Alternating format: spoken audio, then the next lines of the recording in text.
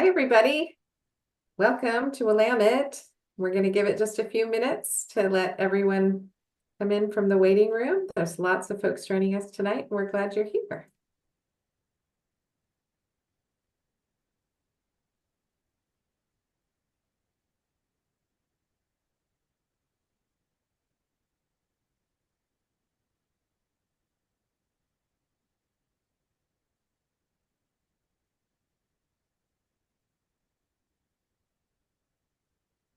Welcome, everyone, as you're joining us. We're just going to give it a minute or two to make sure that all of our guests are here. So thanks for being patient for just a few minutes. It's great to see so many people.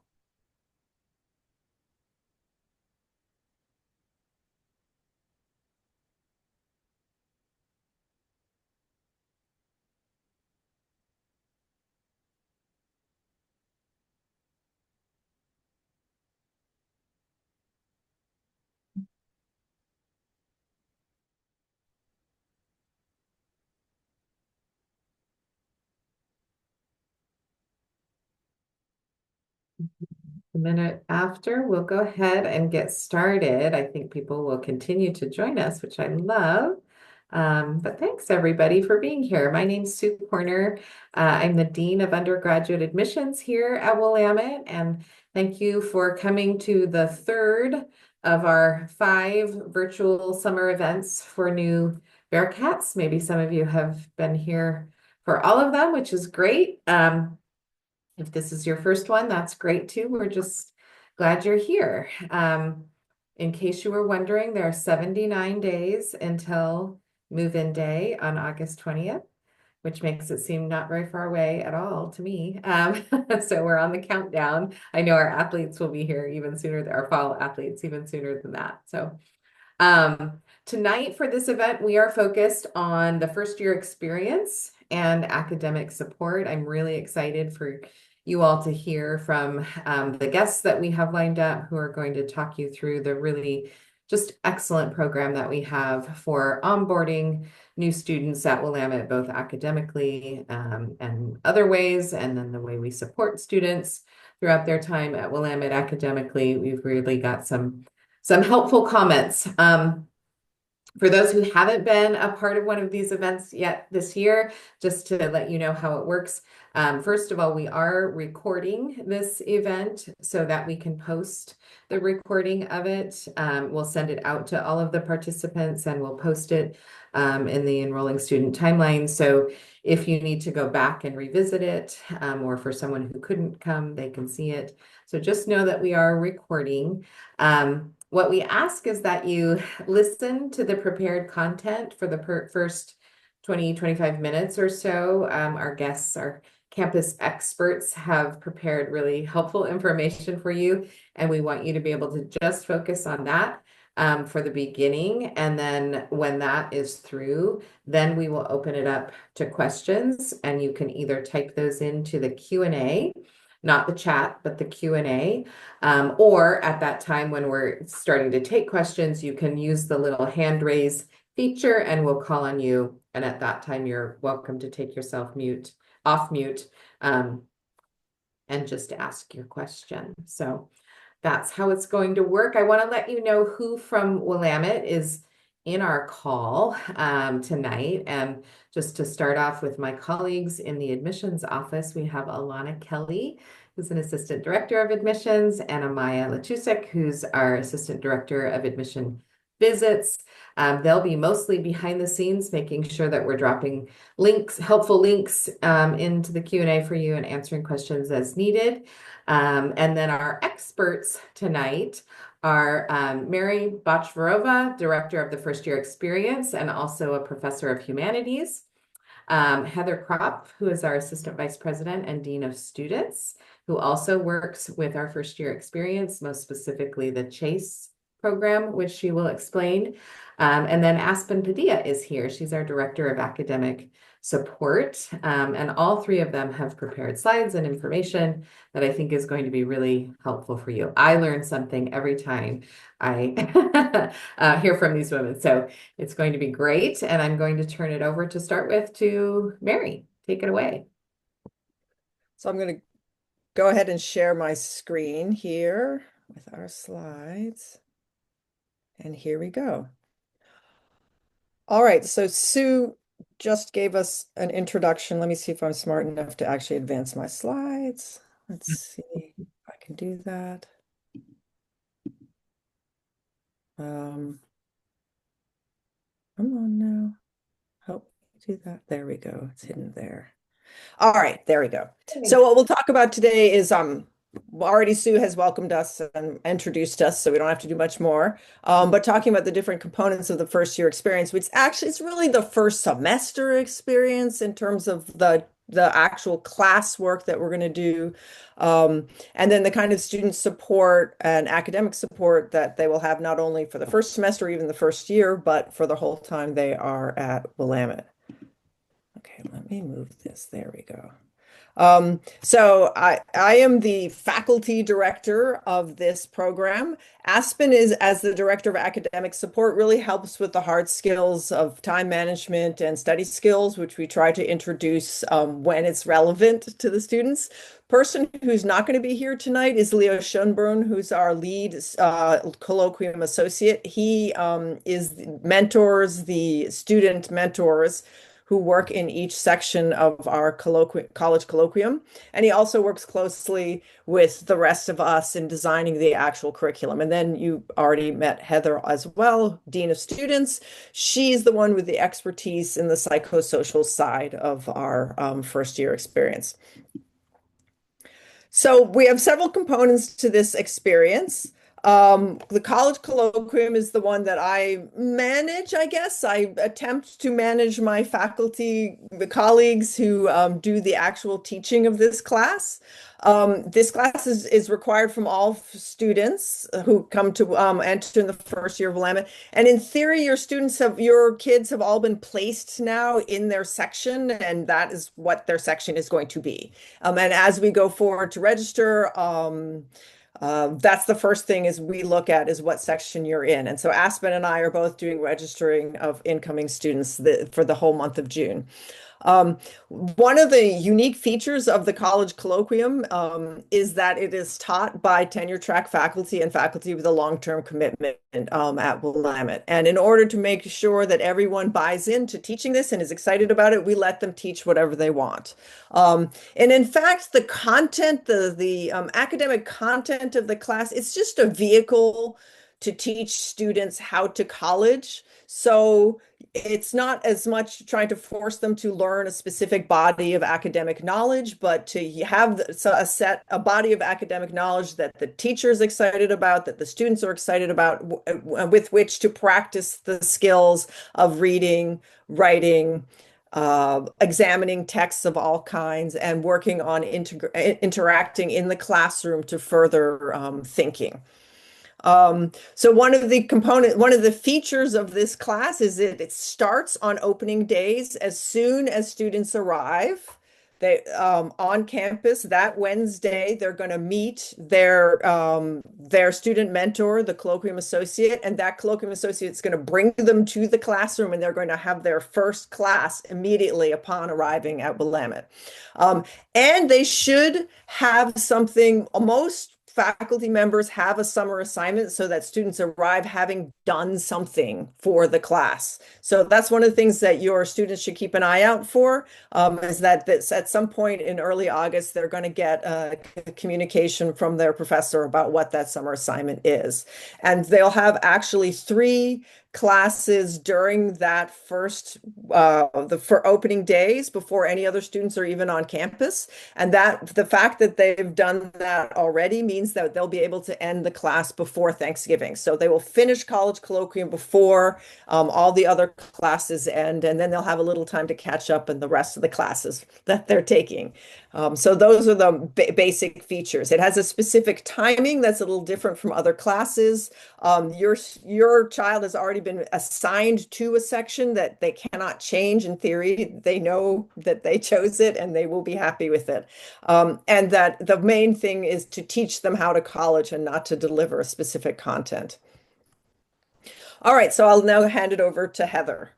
Thanks, Mary. The other component of our colloquium for first year students is something we call CHASE, which stands for, we're really big on acronyms here. So CHASE stands for Community Building, Health, Academic Success Experience. So in conjunction with College Colloquium, so your student will be a part of that College Colloquium class.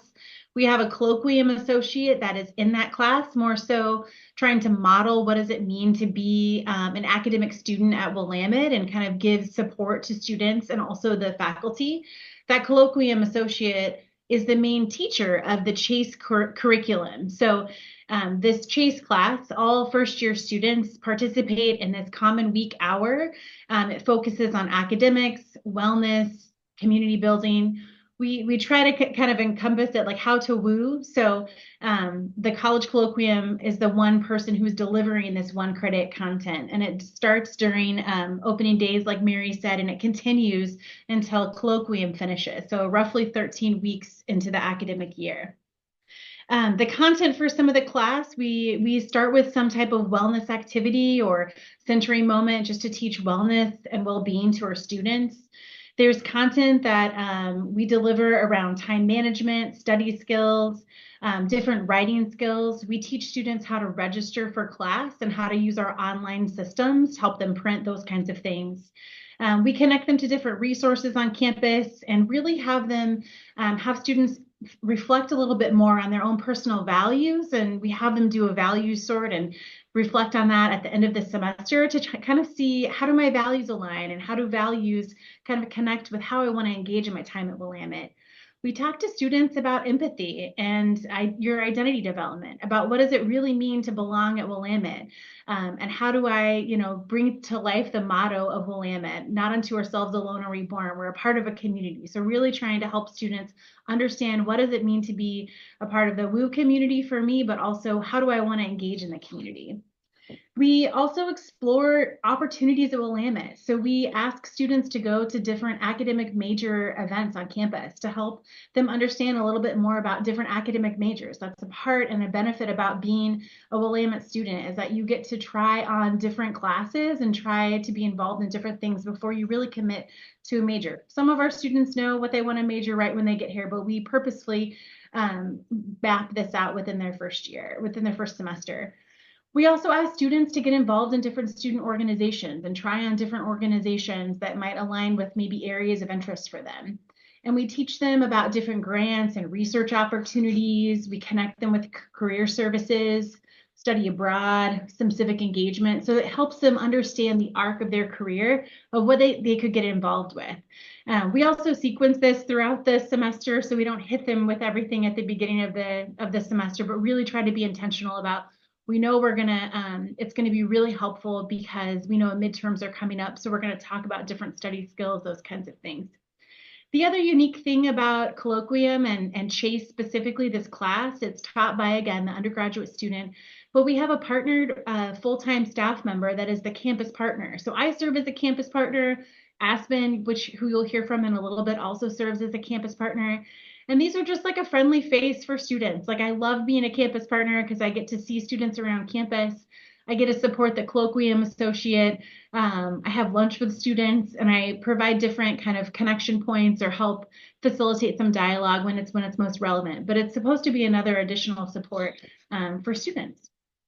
And next, Mary, we're going to talk about opening days. So this is another portion of the first year experience. So when students arrive on campus, this is our 5-day orientation program called Opening Days.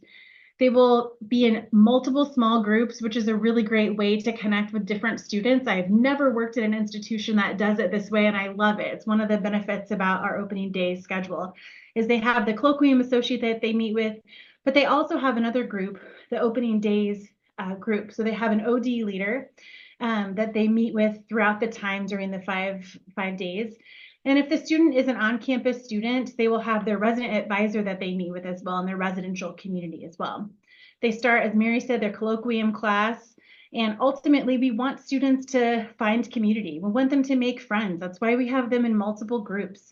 We want them to acclimate to WU and learn about ways to get involved on campus, to introduce them to campus resources so they know the phone number to call when they might need something, where to go when they might have a question, those kinds of things. And also a head start on their academic work. The best part about starting school during opening days is that you finish earlier. So you can actually have time to focus on 3 of the courses that you have left throughout your first semester. So it alleviates some of that time. And I think we're passing it over to Aspen. I almost was the first person to forget to unmute, but I caught it at the last second. All right.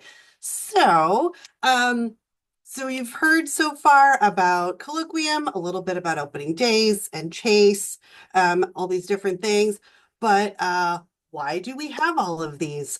There is research that suggests that there's an increased chance for students to succeed if they connect with 5 adults or experienced people on campus as soon as possible. So the first year experience is designed to facilitate those important connections so that students have as many different friendly faces that they know they can go to with questions or problems or concerns or celebrations. I love to celebrate victories with people too. Sometimes we highlight the struggles, but also we should highlight the victories. So some of the people that students will encounter early on include their opening days leader, who will be a peer, upper class student. They'll also encounter their resident advisor in their residence hall. So that's another person that they'll get to know really well over time because they spend a lot of time in close proximity. Their faculty and their colloquium associate, they will encounter during their colloquium class. The colloquium associate and the campus partner, they will encounter during Chase. And so hopefully you can see there's just kind of all these opportunities for students to get to know somebody that they could go to whenever they want to along the way. So yeah, I think I'm passing it back to Mary. Oh, Mary, you are muted. All right, so colloquium associates, or CAs as we like to call them. So this is it's actually a really exciting opportunity for our students to be colloquium associates. And when we do the interview process and have to make the painful decision of who among the many excellent candidates we're going to actually choose, they all talk about, we ask them why they want to do it, and they talk about how much they love their own colloquium associates. So they play a really formative role in that first semester. They are in the classroom. They've done the reading or they've done whatever work is assigned, because not all of the colloquiums are reading based. We have one, for example, that is an improv class, and so it's not unusual to have classes. And we have another one that's AI and music, so you're not required to just do books in your class, but they will do whatever the work is. And they will also, and besides doing Chase, they're really going to help students manage the workload and make decisions that make sense in a kind and non-judgmental way. We all suffer from magical thinking. All of us, even as, I'm 59, I still take on projects that are due in the future with pretending that I will magically have time in the future. And that kind of magic thinking is, very difficult to learn how to manage. And CAs play a huge role in helping students realize like how to manage their workload, or if they are not managing it well, it's okay to fail. It's okay not to do perfectly. None of this is going to destroy the rest of your life. And so they're very helpful, and for the students and also for the faculty. They can help guide the faculty if they think that things aren't working well, or they can see that a student is struggling in some way. They have a very close connection with the faculty member and communicate with them a lot about the first year student's own experience. All right, and the other really important thing about our program that is fairly unique is that the person who teaches the college colloquium will be the advisor of your child until they declare a major. And so you're required to declare a major by the end of your sophomore year. You can declare it at any point before then, but that's when by the end of your sophomore year, you need to declare. So We are very knowledgeable about our curriculum, both in terms of the general education program, the breadth that you get at a liberal arts college, and just the who's teaching what and what kind of person that professor is. Would it be a good connection for that student? And so we do give a lot of advice around like how to set up your classes. That it's not just about hitting certain benchmarks and checking boxes, but really finding moments where we can see or opportunities for students to make connections and find new avenues for the skills and the talents that they have that they might not even be aware of. Um, so among the other things we do is we help them with study abroad opportunities. The Office of International Education does a lot of work, but we also help them make decisions about what is a good program. Um, we do a lot of recommendation letters because when your students first start, they don't know that many people yet who knows them well enough to write a job recommendation letter. It's going to be us. But also placing them in internships and taking advantage of the different internal grants and awards that we give our students, which are often the first step on the ladder of getting to big national and even international grants. And the faculty members that teach the class, they don't participate in the Chase program. Like they don't show up to Chase class and stand around, but they try often they try to connect what's going on in Chase with what's going on in their colloquium classroom. All right, on to academic support. All right, I'm back and I unmuted again. Woohoo. So in addition to participating in the first year experience, I'm also the director of academic support. So in that role, I do a bunch of things. Mary, if you want to go to the next slide, it has the list of things that I do. All right. So I do a lot of chatting with students, often one-on-one, about things like just sort of getting acclimated and adjusting to the academic atmosphere of Willamette. A thing that we hear a ton from students is, high school told me that they were preparing me for college, but then I got here and it was bigger than I anticipated. A couple of the things that people often are taken aback by is kind of I have only, so many hours of class during my week, but I'm also expected to do all of this other homework stuff that maybe they weren't used to in high school and their previous academic environments.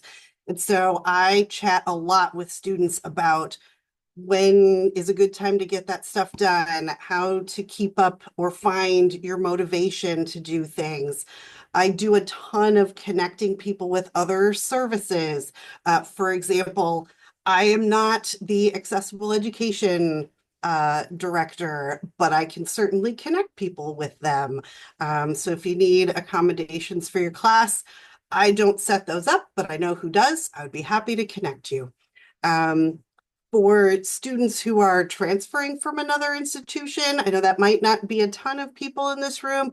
There are some real common patterns for people who are experiencing transferring into a four-year school from a two-year school. Things like the first semester, first couple of assignments, their grades might not be what they expected them to be.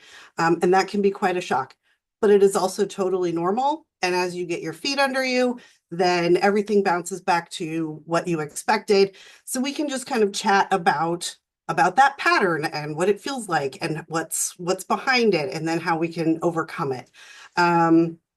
So I've talked a little bit about time management and kind of that, what do I do with all this free time?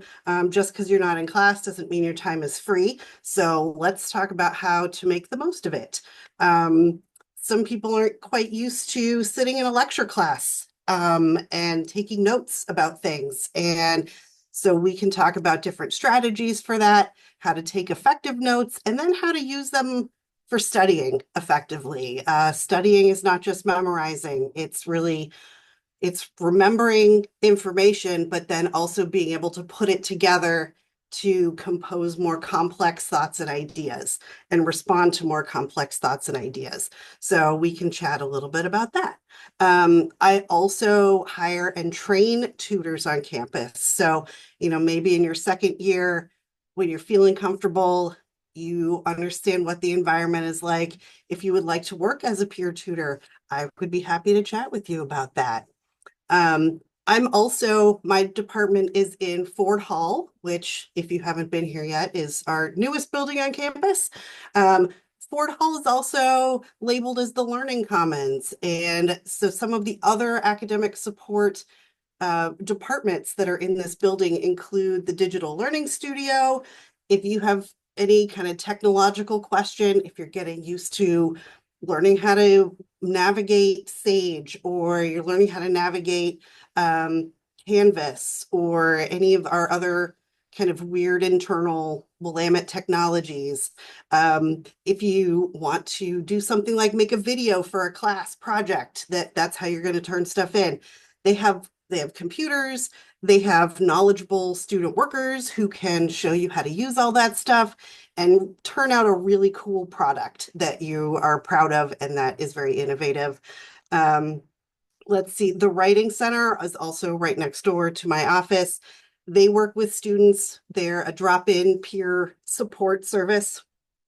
All stages of the writing process, from I've just gotten this assignment from my professor and I'm not quite sure how to start, stop in and chat with them about it, generate some ideas, get going. If you have a partial draft, they would love to look at it and talk about it with you. All the way up to I'm putting some finishing touches on my paper. Can you look at it so I can turn it in tomorrow?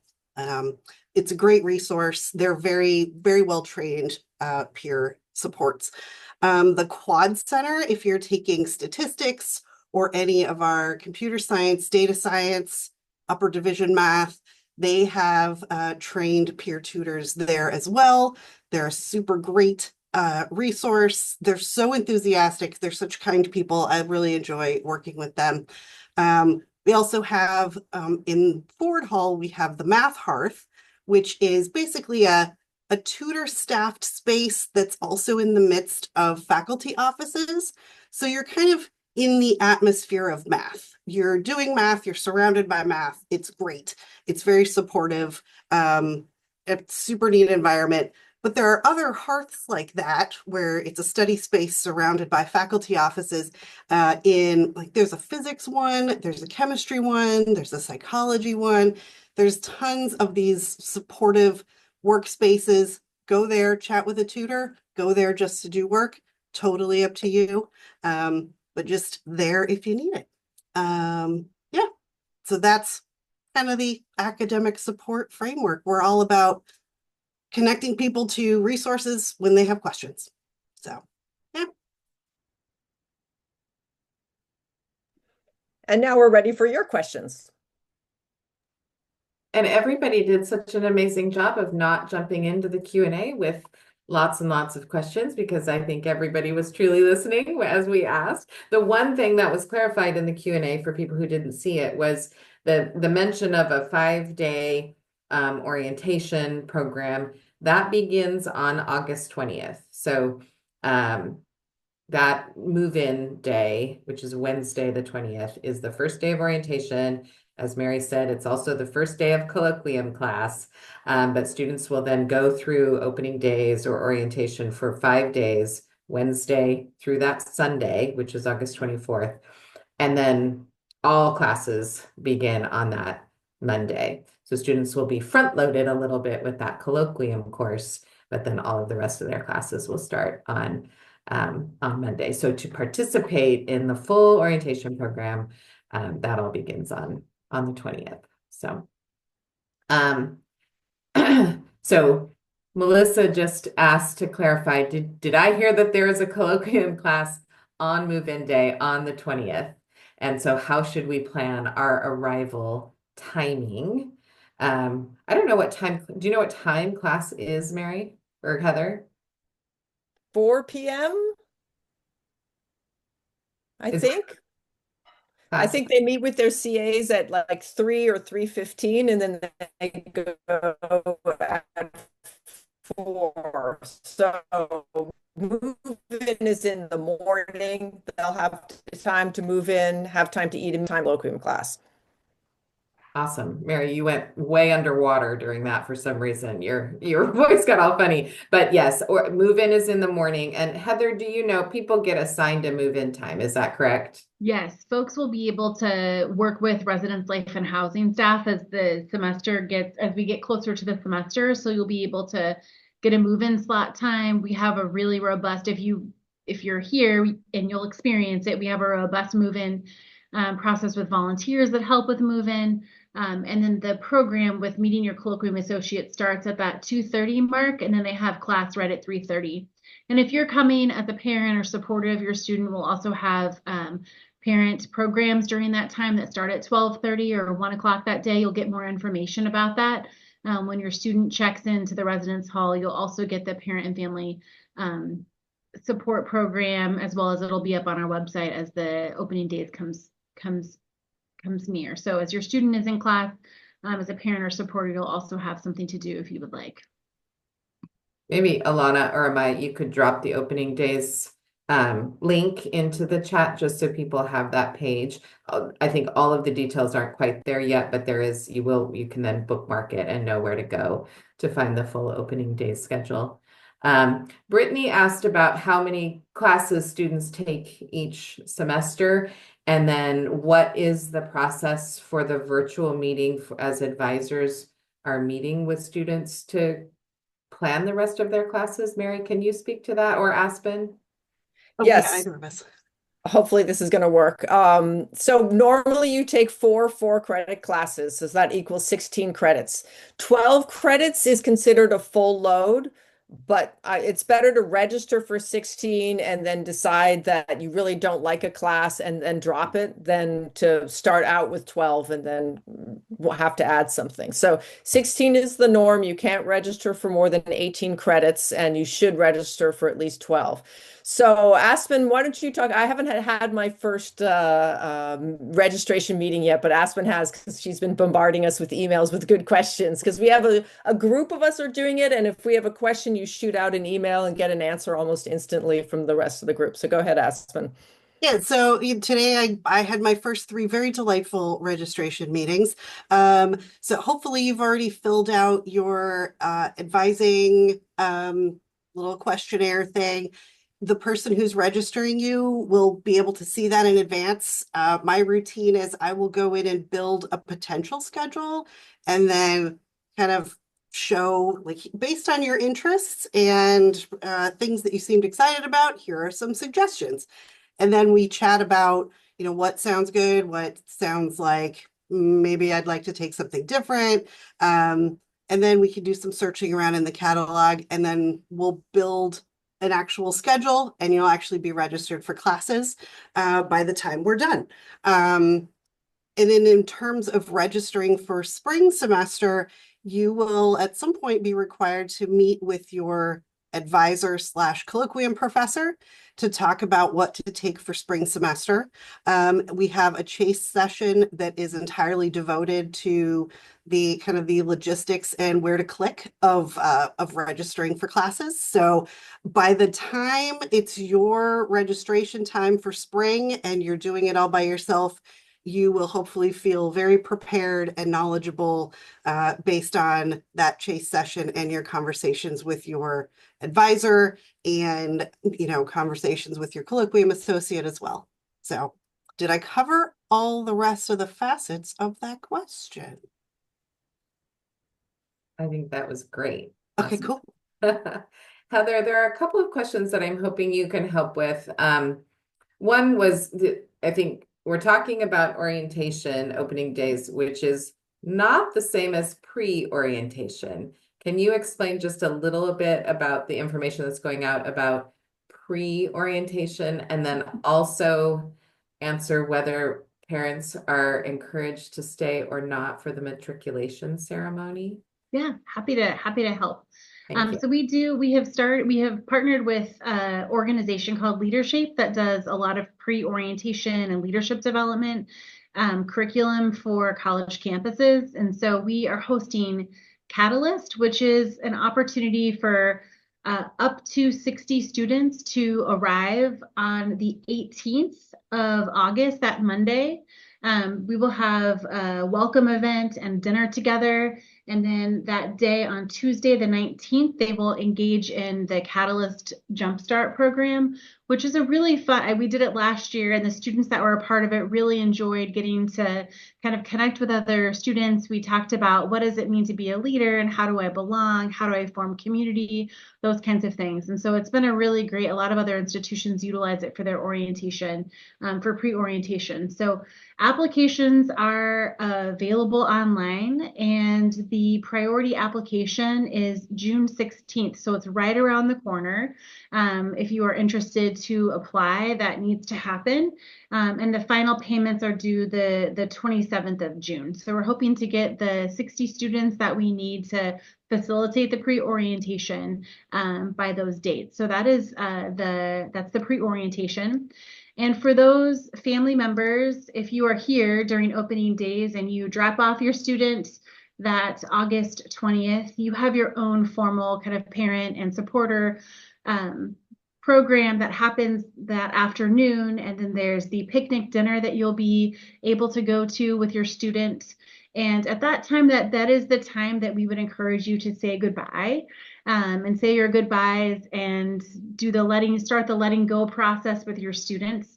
What I will say is, though, all of our events that are open to our community are open to anyone. So there is, if a family member is planning to be here on Saturday, we wouldn't tell anyone no, that they're not allowed to go to our events, but it is, highly encouraged that there is some letting go that happens that day of move-in.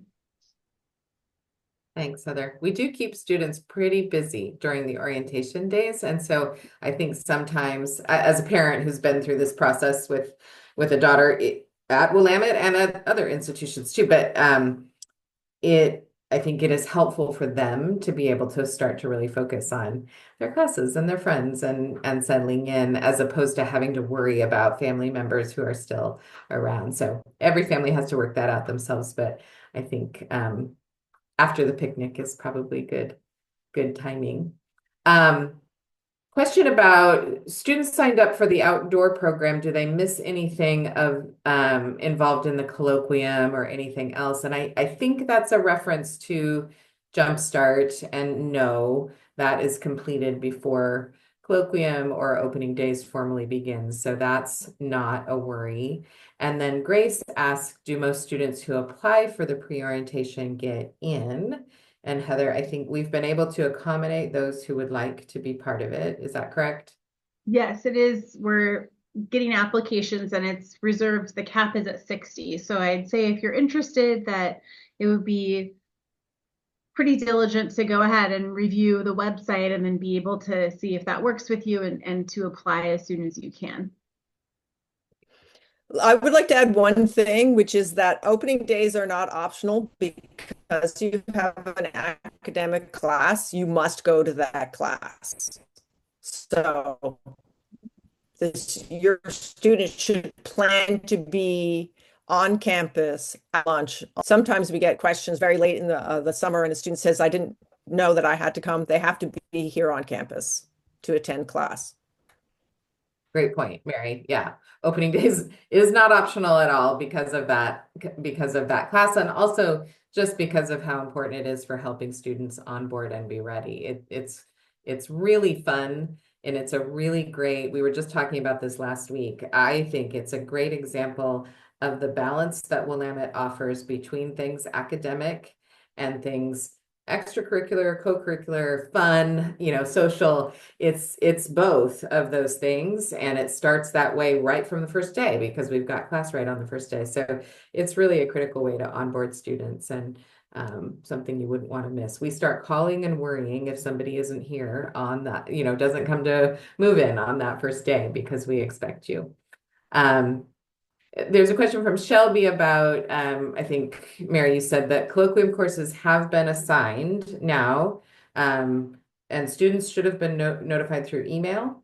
Is that right? Um, You should be able to see. I don't know if they get formally notified. I generally, when I'm registering students, they seem shocked and surprised when they find out what their Oh, colloquium is. So maybe I don't know. But if you go to Sage, which is your student portal, you can look at what is on your schedule already, and you should see there.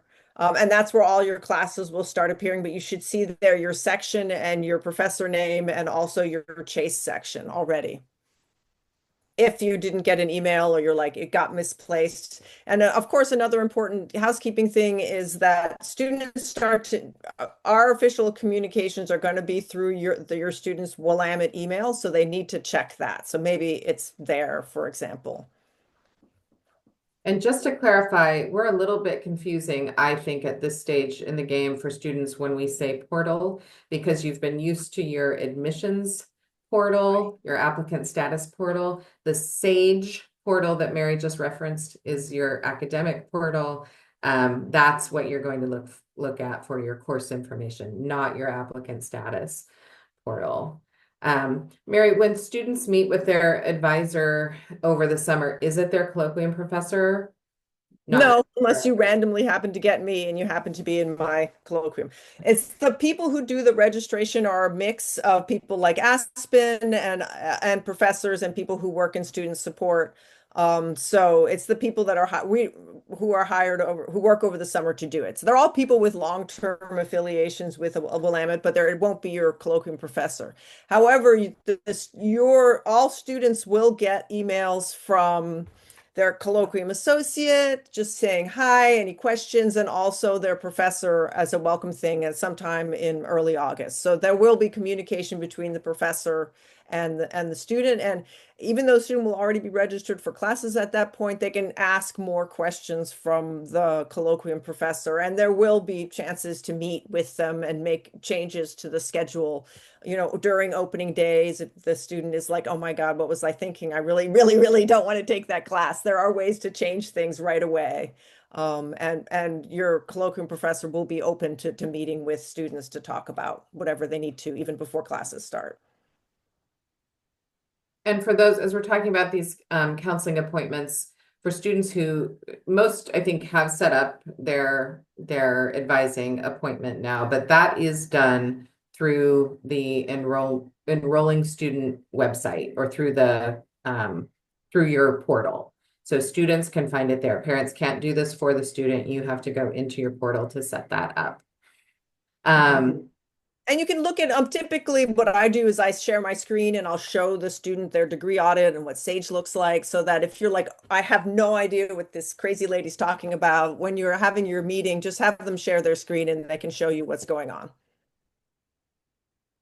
And students will meet with their advisors on the first day of orientation because they will be in class, correct, Mary, that afternoon with their colloquium group, and that person is their advisor. Yes, and typically I encourage all of my colleagues are told that they should ask if students are looking for a little extra help about their classes. So they should be reaching out to the students right away. And of course, they can always have a conversation with the colloquium associate if they're feeling like the faculty member is too terrifying and they just have some quick question that they want to get answered by someone who knows what they're talking about.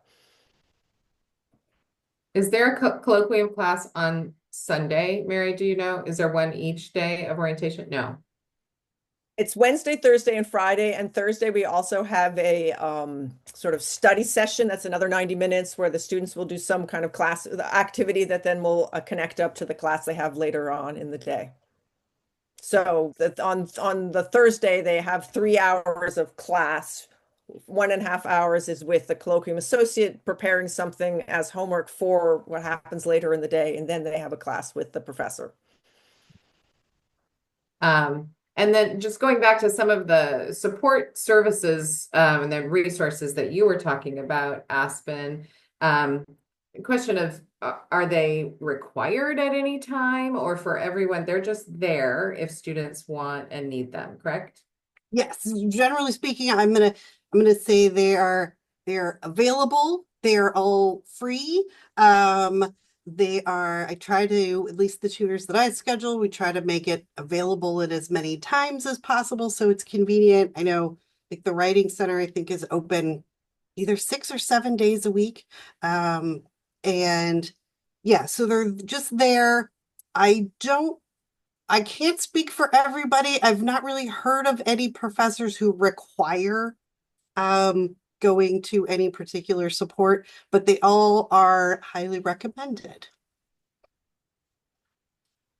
And a couple of questions from transfer students, and I appreciate that we have a tendency in this session, we've been talking almost exclusively about first year students, but we certainly are welcoming a really lovely group of transfer students as well in August. And so the first question for transfer students, they don't take college colloquium. They don't need to necessarily learn how to college in the way that colloquium teaches. What did they do during the orientation program?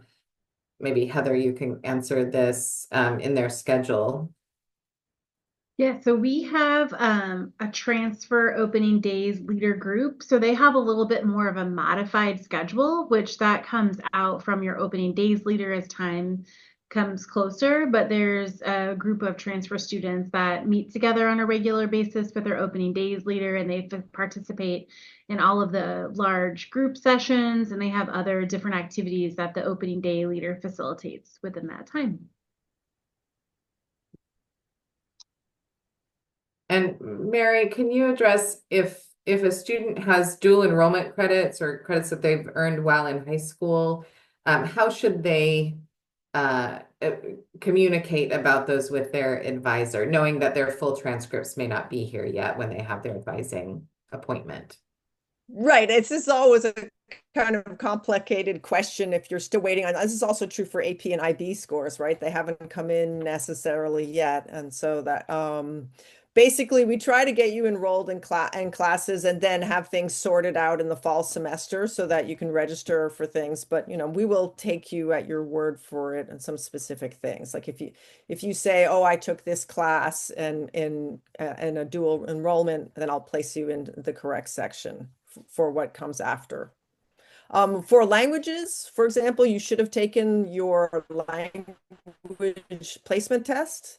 And it takes about a day for it to actually show up on the spreadsheet that we see. So we can't place you in a language higher than until you've done that. So that is another thing. Also, in terms of placing into math classes, there's actually a meeting during opening days where if you have questions about have I placed into the right math class based on what I've done before, and you can meet with a math faculty member to find out if you're in the right section. And then finally, if you are a health sciences or a science person and you're like, I'm not sure if I got registered for the classes I need to make progress on, there's also an information session for pre-health students with faculty members to make sure that you're registered for the right classes during opening days. Awesome. Just Heather, maybe you can clarify student athletes who will be coming early for a fall sport do not have any separate pre-orientation programs and they don't miss any part of the opening days program, correct? Correct. Yes, we work really diligently with athletics to make sure that practice times are different than required things with opening days. So yes. Great. And I know we're pushing our time limit here, but I want to answer this one last question. For families who are looking at the accessible education services offerings and kind of going through a process with them, Aspen, how long does that take? What can people anticipate? Let's see. Since I'm not actually part of that department, I'll say what I know and try not to say too much at the risk of being misleading. I'm going to call it application, but it's really more of a letting them know that you exist process. And then you can submit paperwork and documentation that you have. And then the director and the administrative assistant will work with you to set up a time to meet with the director, and then talk about accommodations and whatnot. All of that should be in place. I would recommend getting on it as soon as possible so it can all be in place when classes start. And then your faculty will be informed about which accommodations you're eligible for. And then sometimes the director will do some negotiating with faculty, but I think it's a pretty quick process. I think. But the first step is that filling out the Hey, I Exist application part. So make sure you do that as soon as you can. And hopefully someone can toss the link to that page in the chat. Yeah, and let me just follow up on what Aspen said. Sometimes there's different paperwork that you need to have that is different from what a student had in high school. So you just want to check to make sure you have the right things, or if you have to get something that you don't have to rush around at the last minute and get it. And It's there's stressful enough trying to come here, trying to get all that done. And just to throw in one last thing, if there are specific prescriptions your student needs, it's always a good idea to make sure that they come to campus with the bottles in hand because going from one state to another takes a little time to get the prescription set up in the other one. So that's another thing to think about if you're trying to make sure you want to check all the boxes and that they can go off and not have to worry about anything. They're ready to go for classes. And the Accessible Education webpage has great information about documentation as well. So it should let you know what you need. And if you have any questions, there's great contact information on there as well. Well, I want to thank all of our guests for being here. I want to thank our expert panelists, Heather and Aspen and Mary, for being here. This is really helpful information. Thank you for all of the good questions, everyone, for participating. As always, if you feel like you heard something and it's not totally clear, please don't hesitate to reach out to any of us. Maybe quickly, Heather, Aspen, and Mary, you can drop your email address into the chat just so that if people really feel like they want to ask you something specifically, they can follow up. And then our Office of Admission, any of us we're here for you too. You can always reach out to your admission counselor or to me. We want to be of help and make this process as smooth as possible. So thanks again, everybody. We'll send out the recording hopefully tomorrow. So if you need to revisit, you will have that.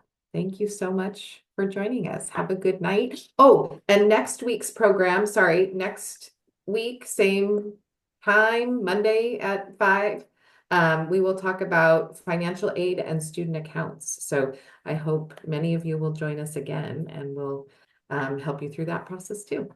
Thanks, everybody.